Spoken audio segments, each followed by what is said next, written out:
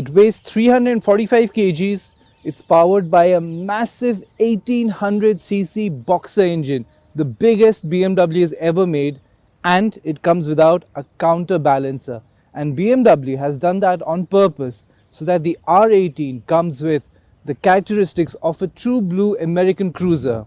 So we find out if this is a wannabe cruiser with modern features or something that cruiser fans should opt for.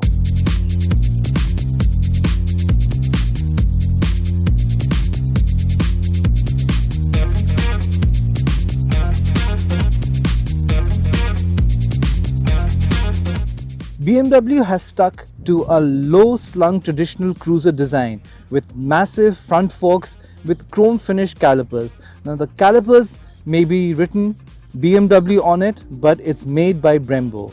You also have the massive air cooler right in front of the huge 1800cc twin engine with, of course, additional fins to cool it.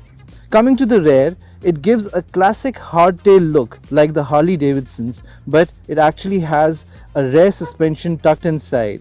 It also comes with an exposed drive shaft. It's more of a novelty thing, but you can actually see the shaft rotate or spin. Now this version that we have is the first edition. So it comes with pinstripes on the tank with plenty of chrome finish like on the engine, handlebars and the mirrors. When it comes to design, it is a very subjective matter, but we are going to stick our necks out and say that this is one of the most gorgeous looking cruisers in the market. Now coming to the instrument cluster, BMW has stuck to the retro classic look. It comes with a speedometer which is analog and a digital RPM meter. Now what is sad to see is that it doesn't come with a fuel gauge. Now it also comes with the 3 ride modes: Rock, Roll and Rain. Rock is the sports mode. Rain, as it suggests, it offers a lot more traction and limits the power output. And Roll is your standard riding mode where it offers you to cruise very comfortably in the city.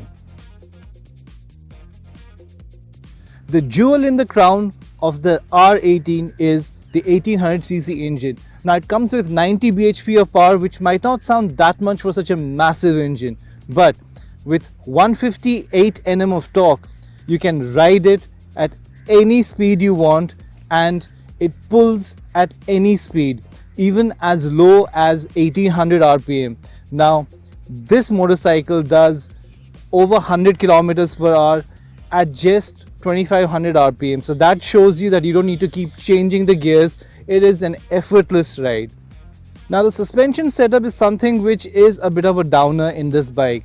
Now the rear suspension doesn't offer so much of travel, only 90 mm. So every time you go over even a small ditch or a bump, you feel it, you feel the thump, and that makes it extremely uncomfortable, especially on Indian roads. And same goes with the front forks as well. It only offers 120 mm of travel. Again, it becomes slightly painful on bad road. Now as you can see, with the horizontal structure of the engine, the foot pegs are a lot more straighter. So unlike cruisers, it's not pushed straight forward further up ahead.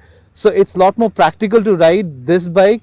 And even the handles you see, they're not outstretched, so you can actually flick them in the traffic. Of course, as we mentioned earlier, this is a 345 kg bike, so you do feel the weight, but only when you're riding on slow speeds. If you're going on higher speeds on highways, it feels a lot more agile, and that's why you got to be a bit careful, because when you run into turns or take corners, it actually attacks corners. But the foot pegs are so low that it scrapes, and this also has a very old school cruiser like brakes. So you got to hold on to both the front lever and slam on the rear brakes to make it a lot more effective.